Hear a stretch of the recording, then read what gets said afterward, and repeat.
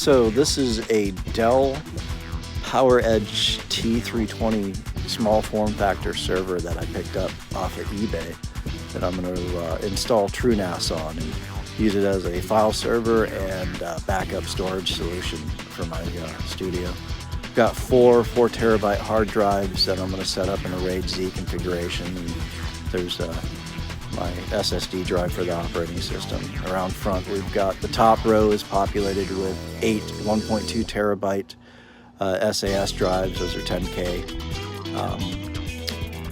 I'm going to set that up in a RAID Z2, I think, maybe a RAID Z3. The bottom row is not populated. Those are all blanks. And the cooling fan there for the 4 hard drives up top, that's probably going to generate some heat. So fire this up, see what it does. Wish me luck.